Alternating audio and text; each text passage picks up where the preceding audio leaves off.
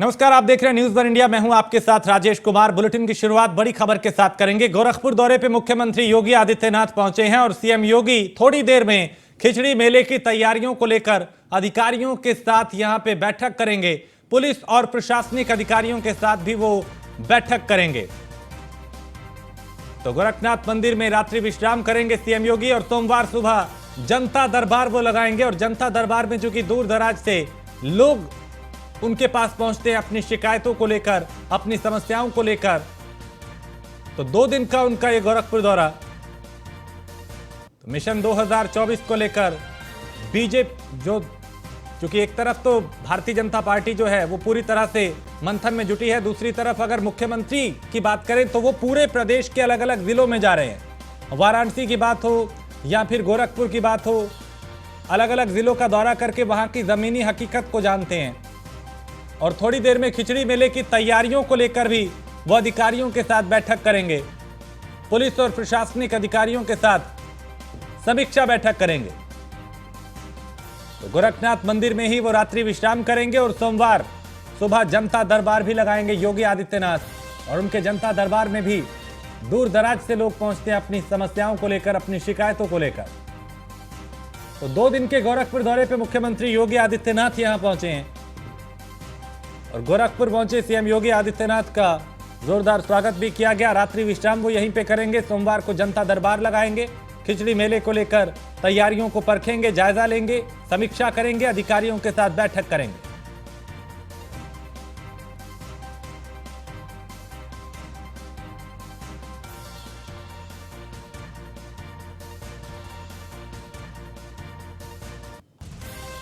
तो सोमवार सुबह मुख्यमंत्री जनता दरबार लगाएंगे। 2 दिन का उनका एक गोरखपुर दौरा। और गोरखपुर पहुंचे हैं मुख्यमंत्री योगी आदित्यनाथ, रात्रि विश्राम यहीं पे करेंगे। सोमवार सुबह जनता दरबार लगाएंगे। कई कार्यक्रम यहां पे जिसमें वो शिरकत करेंगे। हरेंद्र दुबे हमारे संवाददाता गोरखपुर से। हरेंद्र, मुख्यमंत्री गोरखपुर पहुंचे हैं, क्या कुछ खास रहने वाला है, क्या कार्यक्रम उनके? देखिए, उत्तर प्रदेश के मुख्यमंत्री योगी आदित्यनाथ गोरखपुर पहुंच चुके हैं, गोरखनाथ मंदिर पहुंचे हैं और गुरु गोरखनाथ का आशीर्वाद उन्होंने लिया है और अपने गुरु ब्रह्मलीन महंत अवैधनाथ का आशीर्वाद लेने के बाद अपने आवास में गए हैं। अभी भोजन करने के बाद निकलेंगे और मंदिर में ही अधिकारियों के साथ बैठक करेंगे और डेंगू सहित अन्य स्वास्थ्य सेवाओं के बारे में जानकारी लेंगे, दिशा निर्देश देंगे। यही नहीं, आपको बता दें कि रात्रि विश्राम गोरखनाथ मंदिर में करेंगे और कल सुबह जनता दर्शन लगा करके पूर्वांचल के अनेक जिलों से आई जनता की समस्याओं को सुनने का काम करेंगे। उसके बाद कल चिल्ड्रन डे है। कल मुख्यमंत्री का अनोखा रूप देखने को मिलेगा कि बच्चों से प्रेम करते नजर आएंगे उत्तर प्रदेश के मुख्यमंत्री योगी आदित्यनाथ। तो कल चिल्ड्रन डे पर भी बच्चों से मुखातिब होते नजर आएंगे उत्तर प्रदेश के मुख्यमंत्री योगी आदित्यनाथ। उसके बाद कल का कार्यक्रम अभी शेड्यूल जारी नहीं हुआ है, जारी होने के बाद हम अपने दर्शकों तक पहुंचाने का काम करेंगे। लेकिन मुख्यमंत्री योगी आदित्यनाथ गोरखपुर पहुंच चुके हैं और पहुंचने के बाद गुरु गोरखनाथ का आशीर्वाद लेने के बाद अपने आवास में इस समय भोजन के लिए पहुंच चुके हैं। खासतौर से अपने दर्शकों से बताना चाहेंगे कि पूर्वांचल के अनेक जिलों से जनता अपनी फरियाद लेकर के पहुंची है और कल उनकी फरियाद सुनने का काम करेंगे। चूंकि हरेंद्र, जब भी मुख्यमंत्री पहुंचे हैं, लोगों से मुलाकात की है, अधिकारियों के साथ बैठक की है और सबसे बड़ी बात रही कि जो जनता दरबार है वो सोमवार सुबह भी जनता दरबार वो लगाएंगे। हाँ, आपको बता दें कि अपने दर्शकों को बता दें, सुबह 8 बजे जनता दर्शन का कार्यक्रम गोरखनाथ मंदिर के वृद्धाश्रम और यात्री निवास में लगेगा। आज ही से शाम से ही फरियादियों की भीड़ गोरखनाथ मंदिर में देखने को मिलेगी और कल सुबह 8 बजे जैसे जनता दर्शन का कार्यक्रम लगेगा, अधिकारियों के साथ मुख्यमंत्री पहुंचेंगे और एक एक करके सबकी समस्या सुनेंगे और निस्तारण करने के लिए संबंधित अधिकारी को दिशा निर्देश भी देते नजर आएंगे। बहुत शुक्रिया हरेंद्र जानकारी के लिए। तो यहाँ मुख्यमंत्री योगी आदित्यनाथ गोरखपुर पहुंचे हैं, कई कार्यक्रम उनके, सोमवार सुबह जनता दरबार भी वो लगाएंगे। और खबर दिल्ली से है, जहां मिशन 2024 को लेकर भारतीय जनता पार्टी मंथन कर रही है और बीजेपी केंद्रीय कार्यालय में अहम बैठक हुई है और केंद्रीय संगठन मंत्री बीएल संतोष की अध्यक्षता में बैठक हुई और मोर्चों के प्रभारी बीजेपी महासचिव भी इस बैठक में मौजूद रहे। तो 2024 और निकाय चुनाव को लेकर लगातार भारतीय जनता पार्टी मंथन कर रही है। समीक्षा कर रही है, रणनीति बनाई जा रही है और टारगेट सेट किए जा रहे हैं कि कैसे बेहतर परिणाम लाने हैं। और उत्तर प्रदेश, जिसके लिए कहा जाता है कि दिल्ली का रास्ता उत्तर प्रदेश से होकर गुजरता है, वहां पे जमीन को और मजबूत किया जा रहा है। तो बीजेपी केंद्रीय कार्यालय में यह अहम बैठक हुई और केंद्रीय संगठन मंत्री बीएल संतोष की अध्यक्षता में यह बैठक हुई। तो मोर्चों के प्रभारी बीजेपी महासचिव भी बैठक में मौजूद रहे। तो मिशन 2024 को लेकर भारतीय जनता पार्टी का मंथन जारी है। बीजेपी के केंद्रीय कार्यालय में एक अहम बैठक हुई और केंद्रीय संगठन मंत्री बीएल संतोष की अध्यक्षता में यह बैठक हुई। इस बैठक में 2024 चुनाव को लेकर मंथन किया गया।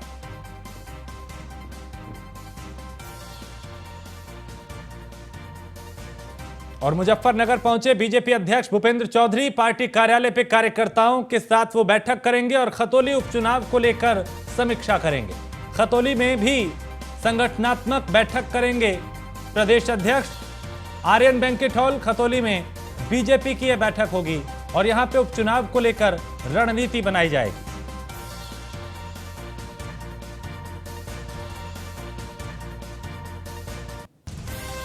खतौली में भी संगठनात्मक बैठक करेंगे प्रदेश अध्यक्ष भूपेंद्र चौधरी।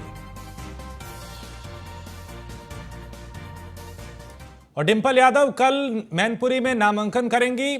समाजवादी पार्टी के अध्यक्ष अखिलेश यादव की पत्नी है डिंपल यादव और समाजवादी पार्टी ने डिंपल यादव को मैनपुरी सीट से उम्मीदवार बनाया है। मैनपुरी लोकसभा सीट के लिए बीजेपी का पैनल तैयार है और रामपुर खतौली विधानसभा सीट के लिए बीजेपी ने एक पैनल तैयार किया है।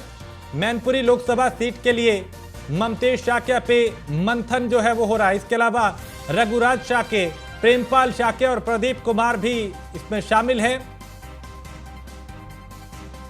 तो रामपुर विधानसभा सीट के लिए आकाश सक्सेना पे मंथन हो रहा है। अजय गुप्ता, भारत भूषण गुप्ता का पैनल भी तैयार। खतौली सीट के लिए रूपेंद्र सैनी, सुधीर सैनी का नाम आगे चल रहा है। तो प्रदीप सैनी और राजकुमारी सैनी की नाम भी इसमें शामिल है उपचुनाव के लिए। ये पैनल तैयार है। तो एक तरफ समाजवादी पार्टी और दूसरी तरफ भारतीय जनता पार्टी। समाजवादी पार्टी ने चूंकि डिंपल यादव को यहां से उम्मीदवार बनाया, लेकिन बीजेपी अब भी मंथन कर रही है।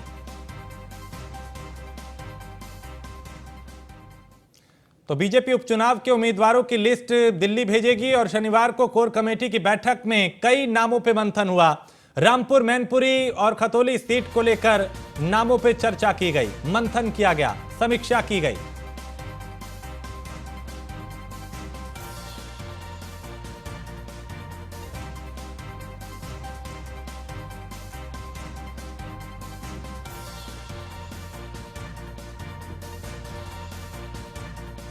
तो मैनपुरी लोकसभा सीट के लिए बीजेपी एक तरफ अपना पैनल तैयार कर रही है, दूसरी तरफ समाजवादी पार्टी चूंकि डिंपल यादव को चुनावी मैदान में उतार चुकी है और बीजेपी मंथन कर रही है कि यहां पे किसे उम्मीदवार बनाया जाए। जातीय समीकरण को भी साधा जा रहा है। तो उपचुनाव को लेकर समाजवादी पार्टी और बीजेपी दोनों ही तैयारियों में जुटी हैं और आज बीजेपी उपचुनाव के उम्मीदवारों की लिस्ट दिल्ली भेजेगी। शनिवार को कोर कमेटी की बैठक में कई नामों पर मंथन हुआ था। रामपुर, मैनपुरी, खतौली सीट को लेकर नामों पे चर्चा हुई। तो उपचुनाव को लेकर बीजेपी एक तरफ तैयारियों में जुटी है, दूसरी तरफ समाजवादी पार्टी ने अपने पत्ते चुकी खोल दिए हैं, लेकिन भारतीय जनता पार्टी अब भी उम्मीदवार को लेकर मंथन कर रही है।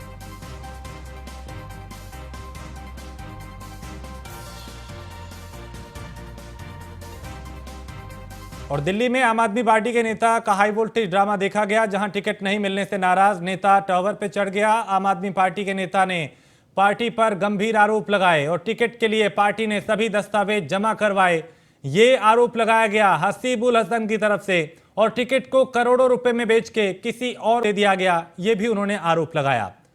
और असली दस्तावेज वापस नहीं किया जा रहा, यह भी हसन ने आरोप लगाया। चुनाव लड़ने से मुझे रोका जा रहा है, उन्होंने ये भी कहा। और पुलिस के मानने के बाद, यानी पुलिस ने जब बनाया तो उसके बाद उन्हें नीचे उतारा गया।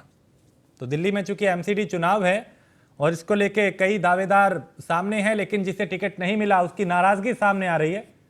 और दिल्ली में आम आदमी पार्टी के नेता का ये हाई वोल्टेज ड्रामा देखा गया, जहां एक टावर पे चढ़ के काफी देर तक इस तरह का हंगामा होता रहा। पुलिस मौके पर पहुंची, समझाया गया, नीचे किसी तरह से उतारा गया।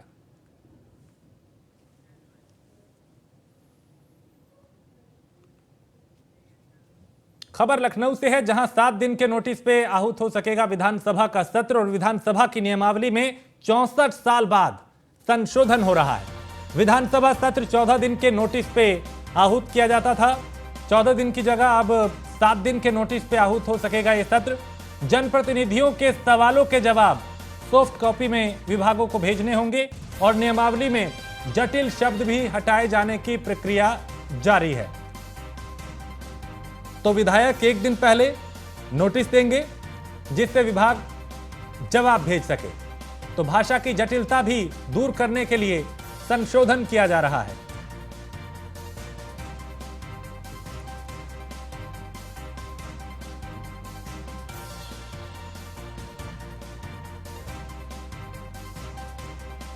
तो भाषा की जटिलता को दूर करने के लिए भी संशोधन किया जा रहा है।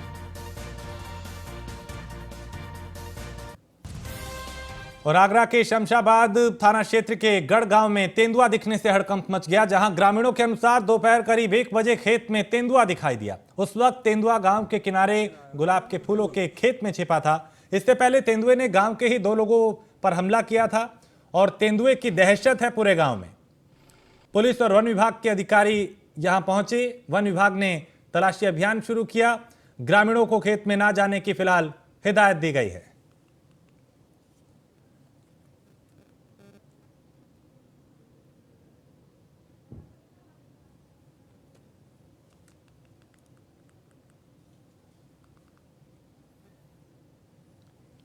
बिजनौर में भी गुलदार का आतंक लगातार जारी है और आए दिन गुलदार लोगों पे हमला कर रहा है। गुलदार के हमले में कई लोग अपनी जान गंवा चुके हैं। एक बार फिर गुलदार ने एक मां से बच्चे को छीनने की कोशिश की, लेकिन किसी तरीके से उस महिला ने अपने बच्चे को बचाया। 15 मिनट तक गुलदार से लड़ती रही ये मां और बच्चे को मौत के मुंह से बचा लिया, जिसका वीडियो भी वायरल हो रहा है। वहीं बच्चे की हालत गंभीर है, जबकि परिवारजनों ने प्रशासन से गुलदार को पकड़ने की गुहार लगाई है।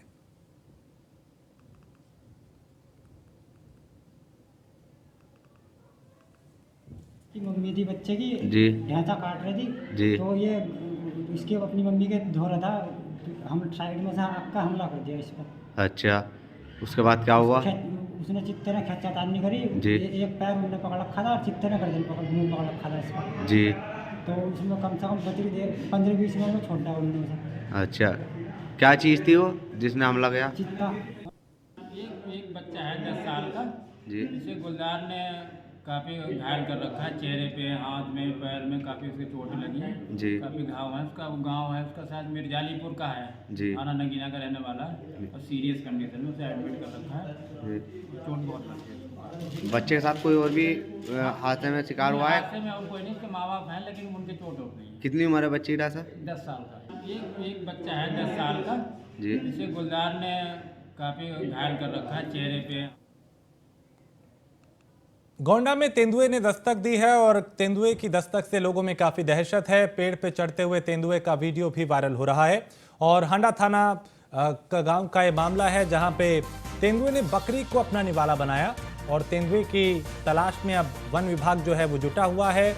कई टीमें तेंदुए की तलाश कर रही हैं।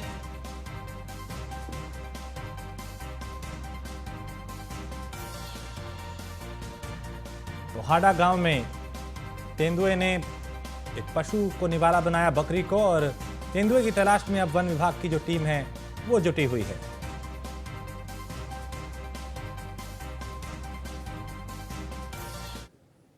और हापुड़ का शहर हो या गांव, सभी जगह बुखार ने अपना कहर बरपा रखा है और रोजाना बुखार से पीड़ित मरीजों की संख्या बढ़ती जा रही है। मामला हापुड़ जिले के ग्राम औरंगाबाद का है, जहां पिछले एक सप्ताह में बुखार की वजह से 5 लोगों की जान जा चुकी है और कई लोग जो है वो इस बुखार की चपेट में हैं। 5 लोगों की मौत के बाद स्वास्थ्य विभाग हरकत में आया है। हापुड़ सीएमओ सुनील त्यागी ने डॉक्टर्स की टीम के साथ मिलकर औरंगाबाद समेत उसके नजदीकी गांव मतनोरा में भी मेडिकल कैंप लगा के लोगों की जांच कराई। सवाल ये कि आखिर कोई भी विभाग किसी घटना के बाद क्यों जागता है, जब मालूम है कि ये बुखार लगातार फैल रहा है, तो फिर क्यों इस तरह के कैंप लगाने में देरी की जाती है।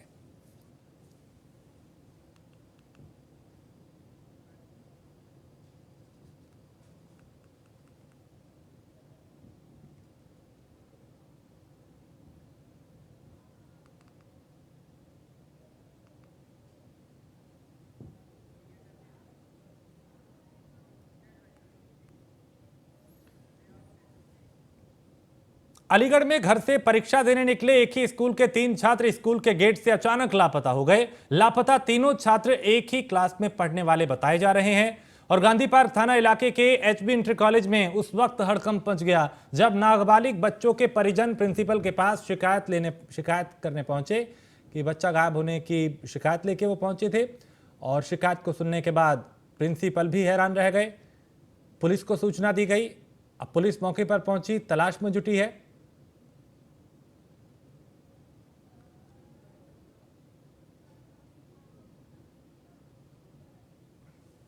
बारह श्रेणी में कक्षा 8 का विद्यार्थी है और सुबह एग्जाम के टाइम में मैं यूनिफॉर्म के निकला है और 11 बजे यहाँ से फ्री हो जाते हैं और अभी तक कोई अता पता नहीं है सर। फिर उसके बाद क्या हुआ? सर उसके पास यार दोस्त जितने भी हैं, हमारे जितने भी गेस्ट वो जानने वाले हैं, यहाँ आसपास के रिश्तेदार हैं, सबसे पता कर लिया, कहीं भी नहीं पहुँचा है। तो पुलिस को शिकायत दे दी आप? हाँ सर, पुलिस को शिकायत दे दी है और स्कूल में भी हमने छानबीन करा ली है। यहाँ प्रेजेंट नहीं है बच्चे। गोपाल सिंह नाम है। मेरा नाम दुर्गेश शर्मा है। हाँ। मेरा बेटा सुबह घर से निकला है 9 बजे पेपर देने के लिए और वो घर पहुंचा नहीं है। कौन सी क्लास में पढ़ता था? 8th क्लास में था। किस स्कूल में? हीरालाल बारह सैनी। तो एग्जाम देने आया था यहाँ पे? हाँ, एग्जाम देने आया था। तो कितने टोटल बच्चे हैं? ये 3 बच्चे गायब हैं। मेरा नाम दुर्गेश शर्मा। के छात्र थे और तीनों एक ही क्रम के छात्र हैं और तीनों दोस्त हैं और आज वो परीक्षा देने नहीं आए हमारे। बकाया पुलिस अपनी कार्रवाई करेगी जो भी करेगी। कॉलेज कैंपस में आते हुए दिखाई दिए कहीं? नहीं, 2000 बच्चों का पेपर था, एक एक बच्चे को देखना संभव ही नहीं। सीसीटीवी फुटेज वगैरह चेक किए हो? हम वो चेक कराएंगे कल। कंप्यूटर वाला बाहर रहता है शहर से, उसे कल सुबह बुलाएंगे, उसको दिखाएंगे। लखीमपुर खीरी पुलिस ने गैंगस्टर की 60 लाख रुपए की प्रॉपर्टी कुर्क की है और कोर्ट के आदेश के बाद यह कार्रवाई की गई। कमाल पुत्र मोबिन खान की 60 लाख से ज्यादा की प्रॉपर्टी को कुर्क किया गया है और फूलबेहर थाना क्षेत्र में अवैध रूप से अर्जित की गई थी यह संपत्ति। तहसीलदार और थाना प्रभारी बलवंत शाही मौके पर मौजूद रहे। पिछले कई दिनों में कई गैंगस्टर के खिलाफ कार्रवाई की गई है, कई अपराधियों के खिलाफ शिकंजा कसा गया है, कहीं कुर्की, कहीं जब्तीकरण और कहीं पर अलग तरह की कार्रवाइयों से अपराधियों में भी हड़कंप मचा हुआ है।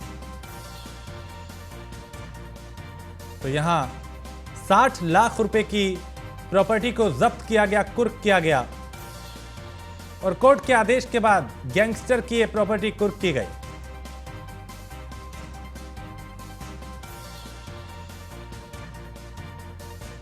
और भारतीय किसान यूनियन के राष्ट्रीय अध्यक्ष राकेश टिकैत अयोध्या पहुंचे। गुलाबाड़ी में आयोजित जनसभा को संबोधित करने से पहले उन्होंने हनुमान के दर्शन किए और अयोध्या पहुंचे राकेश टिकैत ने कहा कि सरकार के गलत फैसलों का विरोध करेंगे। किसान, नौजवान और मजदूरों के खिलाफ सरकार काम कर रही है। बेलगाम हुई सरकार संविधान को नहीं मानती। आज कैमरा और कलम पे बंदूक का पहरा है। सरकार के खिलाफ बोलना देश के खिलाफ बोलना है। राकेश टिकैत ने कहा कि जब संसद में आवाज कम हो जाती है तो सड़क पे आवाज उठानी पड़ती है। जिस देश में विपक्ष कमजोर होगा वहां तानाशाह का जन्म होगा। होते रहेंगे। चुनाव से हमारा क्या मतलब? हमारा मतलब है फसलों के दाम से। अभी आप देख रहे हो यहाँ से हजारों ट्रक आपके रास्ते से गुजर रहा, धान के भरे हुए, और जिस ट्रक में सफेद कट्टे, हरे कट्टे। व्यापारी भी बहुत उस्ताद हो गया, वो ये दिखाता है कि ये किसान का माल है, सस्ते में खरीद कर महंगे में बेचता है।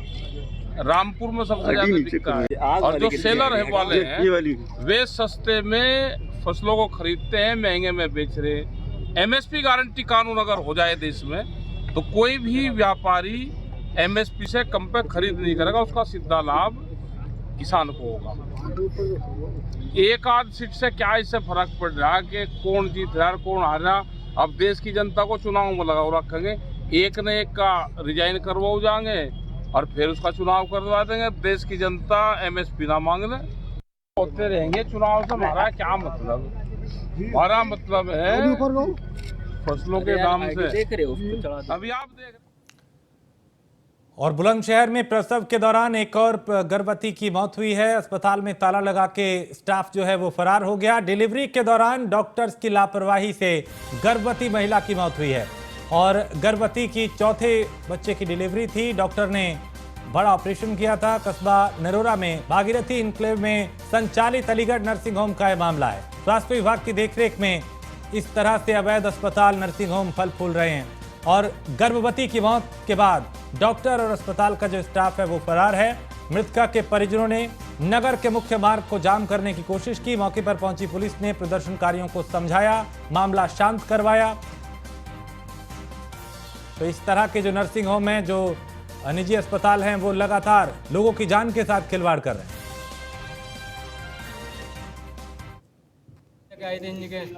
ऑपरेशन किस चीज का था? लड़के को, बच्चे को। मतलब डिलीवरी होनी थी, बच्चा पैदा होना था? हाँ। अच्छा, तो डिलीवरी तो करवा दी, कर दी ने। ऑपरेशन ने पता नहीं ऑपरेशन कैसे किया है। अच्छा, 3 बच्चे पहले हो गए। 3 बच्चे पहले हो गए, ये चौथा बच्चा था? तो अभी इन्होंने कहा था कि दौड़ा पड़ती है इसको, ऊपर चक्कर है कि 7 दिन के बहाने लगाए। तो यहाँ से हम कह रहे थे जिनकी जल्दी ले चलो यहाँ से, क्योंकि इन्होंने बहुत टाइम लगा लिया, आधा घंटा लगा लिया खेत खेत में। अच्छा। तो रास्ता में फिर यहाँ से जाकर अपनी गाड़ी में यहाँ से, तो फिर रास्ता में जाकर गाड़ी रोक दी, एम्बुलेंस में बुलाई है। अच्छा। हाँ, तो हमने फिर अपने मामा जी बुलाए, अपने मैया ससुर, तो कोई तुरंत अपने इनको सुन के नहीं आ गए, काम के आ रहे हैं सब जने, तो सब जने भग गए वहाँ से। ये हॉस्पिटल वाले सब भग गए? हाँ, ताला लगा के? ताला लगा के भग गए और वो भी सब भग गए, अपनी गाड़ी लेकर नहीं है यहाँ से, इनको ऑपरेशन कराने लेके आए थे।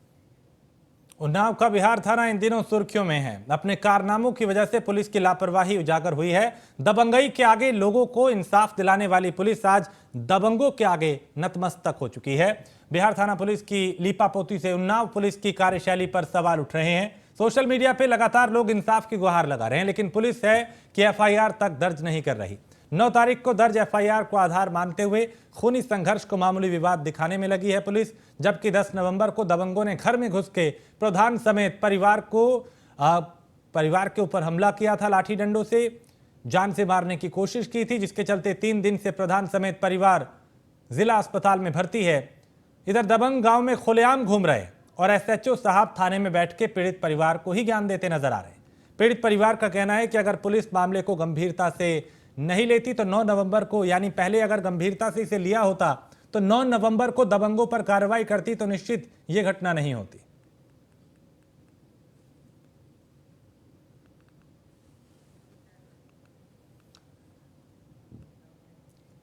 औरैया में जन्मदिन पार्टी में हर्ष फायरिंग का मामला सामने आया है, जहां गोली लगने से किशोर की मौत हुई है और एसपी ने घटना स्थल का निरीक्षण किया।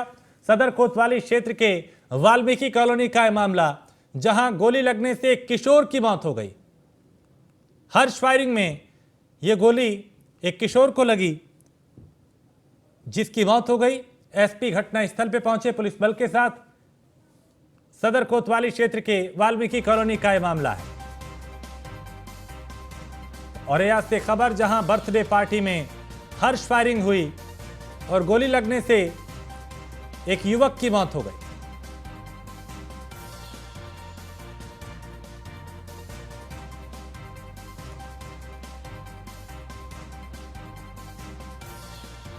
कोतवाली अंतर्गत वाल्मीकि कॉलोनी है। इसमें अभी एक सूचना मिली है कि एक बर्थडे पार्टी हो रही थी 6-7 साल के बच्चे की। उसमें नीचे पार्टी हो रही थी एक भोले मंदिर के पास, और ऊपर कुछ लड़के हम उम्र शराब पी रहे थे, और उस दौरान एक लड़का है देव नाम का 18 साल का, जिसको गोली लग गई। ऑन द स्पॉट उसकी डेथ हो गई है। ये सब लोग आपस में परिचित थे, तो गोली लगने से जब डेथ हुई तो बच्चे को नीचे छोड़कर और बताकर आसपास वहाँ से फरार हो गए हैं। प्रथम दृष्टया ये केस ऑफ हर्ष फायरिंग ऐसा लग रहा है। अभी परिवार ने कोई शिकायत तहरीर नहीं दी है। परिवार अभी डेड बॉडी को कब्जे में लेकर पोस्टमार्टम के लिए भेजा जा रहा है। थाना कोतवाली अंतर औरैया से मंजुल हमारी संवाददाता इस पे ज्यादा जानकारी के साथ। मंजुल, यहाँ बर्थडे पार्टी में हर्ष फायरिंग हुई, एक युवक की मौत हुई, आखिर इस तरह के मामले क्यों आ रहे हैं जब पूरी तरह से हर्ष फायरिंग पर रोक है, बावजूद इसके लोग यहाँ बेखौफ? जी बिल्कुल बताना चाहूंगा, ये सदर कोतवाली क्षेत्र के वाल्मीकि मोहल्ले का मामला है, जहां पर बर्थडे पार्टी चल रही थी। वहीं बताया जा रहा है कि कुछ युवक जो हैं, नौजवान युवक हैं, जो ऊपर दारू पार्टी कर रहे थे। उसी दौरान ये हर्ष फायरिंग के दौरान इस लड़के को गोली लग गई है। जी बहुत शुक्रिया जानकारी के लिए। तो औरैया से खबर, जहां बर्थडे पार्टी में हर्ष फायरिंग हुई और एक युवक की गोली लगने से मौत हो गई। अब एसपी घटनास्थल पे पहुंचे हैं और मामले की जांच कर रहे हैं। और इसी के साथ इस बुलेटिन में फिलहाल इतना ही। देश प्रदेश की बाकी खबरों के लिए आप देखते रहिए न्यूज़ वन इंडिया।